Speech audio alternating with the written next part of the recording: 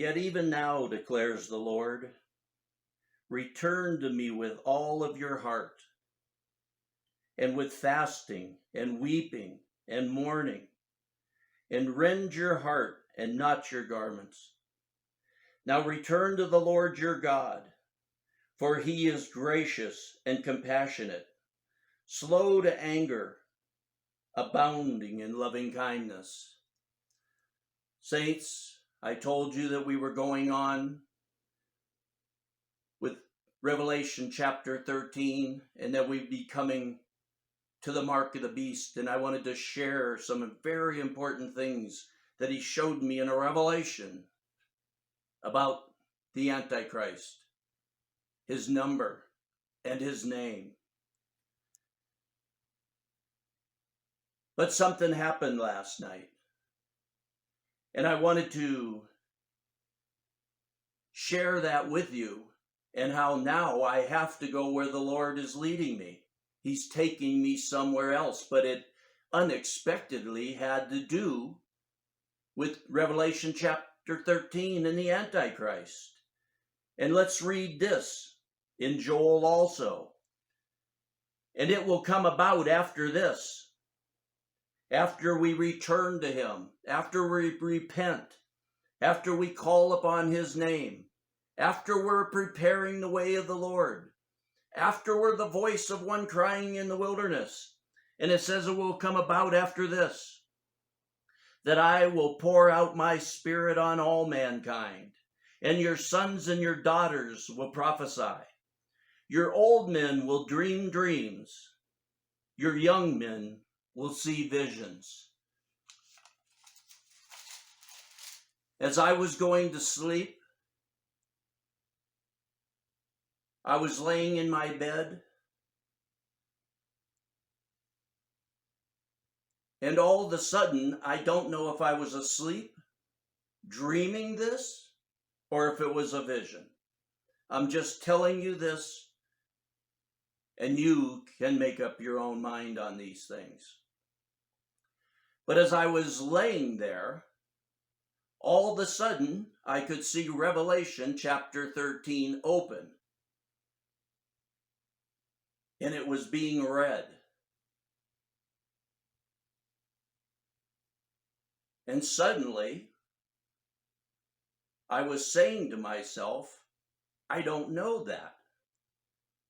I don't know what you're talking about. But as I actually got up, I said, I know now what I didn't know. And I knew that it was in Daniel, but I didn't even know where. So I turned to the book of Daniel.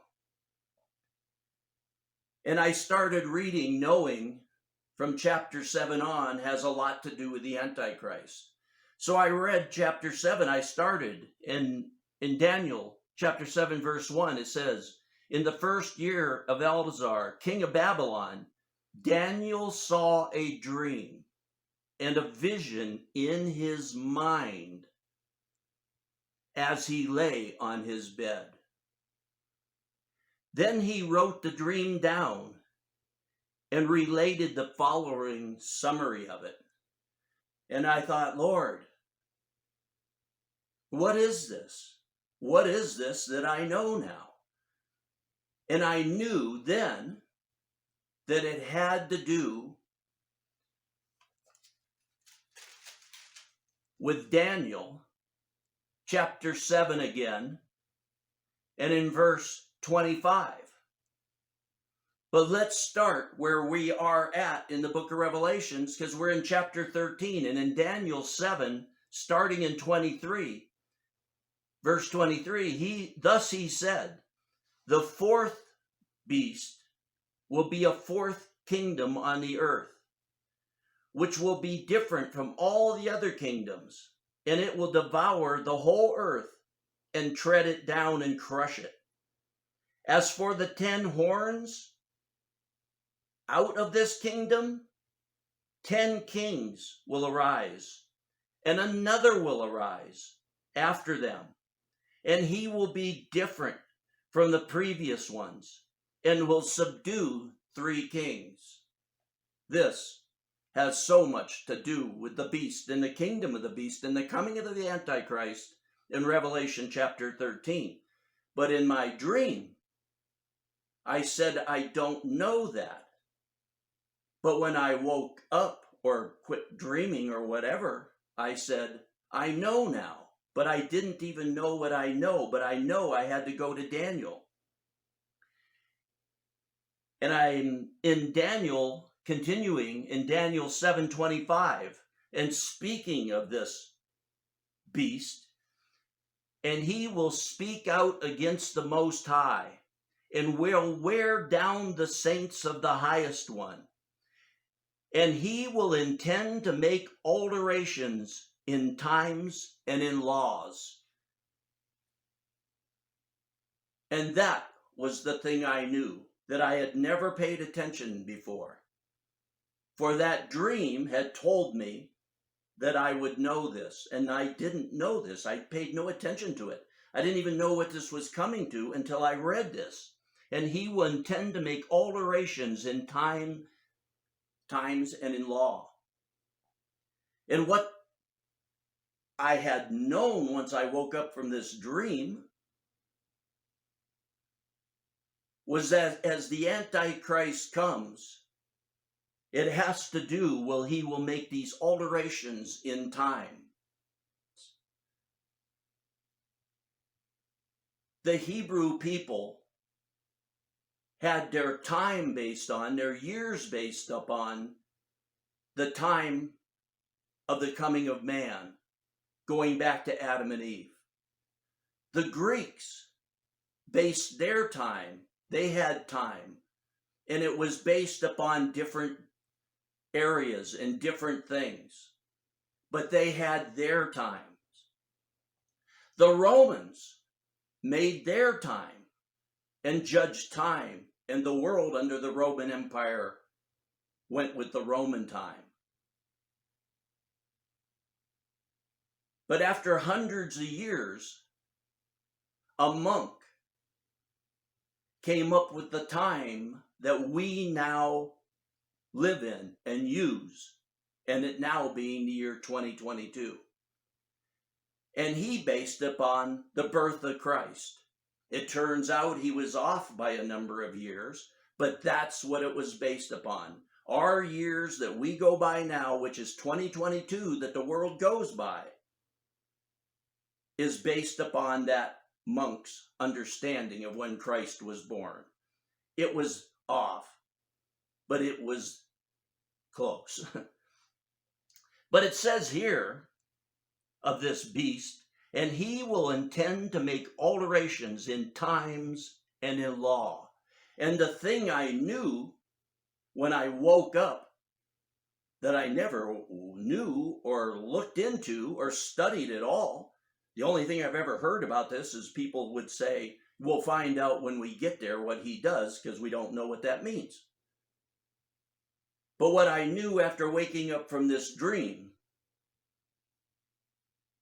was that the Antichrist will want to change time again. When he enters the temple and declares that he is God, he will want to change time again and start the time with this new kingdom that's rising up to bring stability to the earth after the fall of Babylon and the fall of world governments and structures. The beast will rise up to repair things, to fix things, to make the world better. That's why it'll be so deceitful. And the Antichrist is going to eventually come out of that kingdom and go to Israel in that temple they're building and declare that he is God. We know that. And what he's talking about here, what the word is talking about, that he will want to make alterations in time. He's going to want his own time, and he's going to declare that he's God. And this kingdom of the beast is now starting a new worldwide kingdom to bring new structure and power to the world.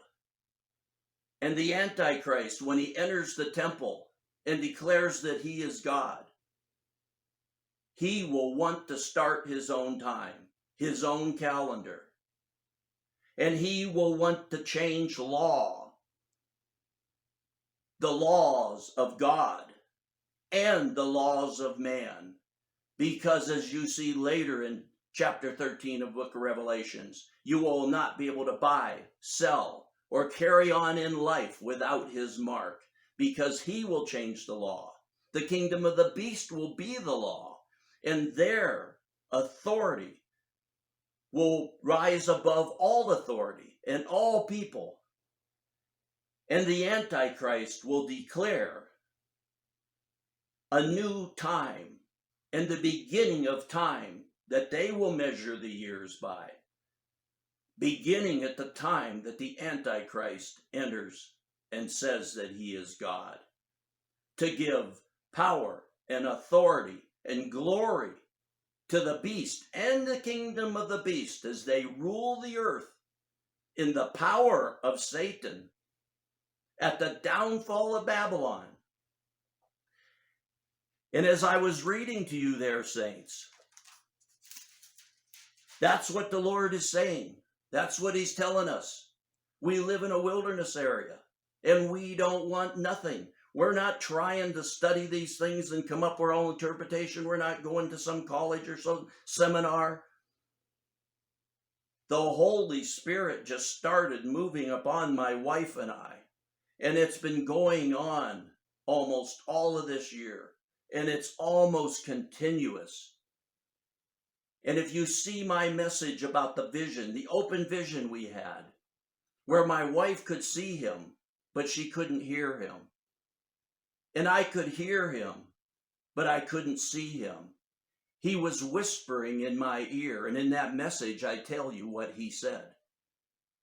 But later he showed us what you heard, and this is in the word, what you heard whispered in your ear, shout it from the rooftops. And all we're trying to do is share what he's telling us. We're not trying to give you some strange things to follow me. You can't follow me. I live so far in the woods, it's an hour to the nearest small town. It's over 2.5 hours to the nearest big town city. We don't want nothing. We don't want your money. We ain't building anything on this earth. We're the voices of one crying in the wilderness. Make straight the way of the Lord. As it said, even now, declares the Lord, return to me, those of you that have gotten astray, those of you who have fallen into Babylon and Egypt and loved the things of the world. That's what he's saying to you. That's what he's saying to me. That's what he said to me and my wife, and we straightened up. We made his path straight, and he has not stopped pouring his Spirit out upon us or speaking to us since that day. Even now, declares the Lord, return to me with all your heart, and with fasting and weeping and mourning, and rend your heart, not your garments. Now return to the Lord your God, for he is gracious and compassionate, slow to anger, abounding in loving kindness. And then in that other one in Joel there, these are in Joel 2, and this is Joel 2:28. And after these things, and it will come about after this, that I will pour out my Spirit upon all mankind, and your sons and your daughters will prophesy, and your old men, I'm nearly 70, I had that dream, I'm only sharing it with you, and your old men will dream dreams, your young men will see visions. And what does it say after that? Verse 29, and even on the male and female servants I will pour out my Spirit in those days. This is the last days. This will be mainly which will be poured out on the church of Laodicea as she goes into the tribulation. Because the church of Philadelphia, the first fruits will be taken. The pre-tribulation rapture will happen with those waiting, watching, prepared. But those that don't have their lights lit, that are not waiting, they love Babylon, they love Egypt, They'll go into the tribulation to be prepared for the coming of the Lord. And at that point, he will pour his Spirit out upon them like the church has never seen other than the very early church. And what does it say after that? In verse 30, and I will display wonders in the sky and on the earth. These now is going to be talking about what I've been telling you about, which is in my messages on the book of Revelation. That Babylon will fall in 1 hour of one day as an asteroid hits and brings Babylon down in 1 hour of one day. And then the world will go into turmoil and chaos. And the kingdom of the beast will rise up to try to replace that government, to replace that military, to replace that money and commerce. It will rise up to fix things. And if it was possible, even the elect would be deceived. And what does it say going on about this fall of Babylon? This is what this is about. Verse 30, and I will display wonders in the sky and on the earth, blood, fire, columns of smoke. The sun will be turned into darkness, the moon into blood. Listen here, saints, before the great and awesome day of the Lord. This asteroid hitting will cause these things. It will cause the downfall of Babylon, that world government that controls the world, the military, the money, the power, the might will fall in 1 hour of one day. Satan will fall to earth as the pre-tribulation saints are raptured. Satan will fall to earth, and the kingdom of the beast will rise up, saying they are doing good, to bring people together,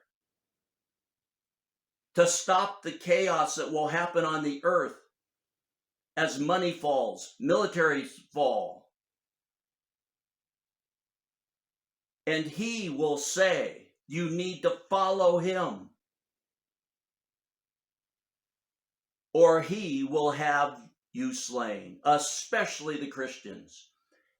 And the time of the Gentiles will be over around the middle of the tribulation and the rapture of the two witnesses. When the two witnesses are caught up, then or right around then, the Gentile church, the church of Laodicea that went into the tribulation, will have made herself ready, will have put on her garments, will have been washed in the latter-day rain.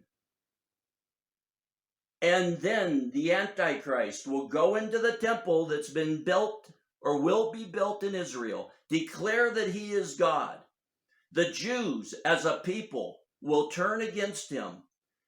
They will turn to the Messiah, the true Messiah, because of the preaching, the death, the resurrection, and the rapture of the two witnesses. And as Israel turns to the Messiah, the true and living God, the Antichrist will become enraged. And that, in the last half of the tribulation, will start the Great Tribulation. And it'll be the Great Tribulation because the Antichrist will seek out and destroy the Israelis because they are turning to the living God and rejecting him. And for most of that 3.5 years, he will pursue them, destroy them, and kill them until the coming of the glory of the Lord, as we return with him to rule and reign with him throughout eternity.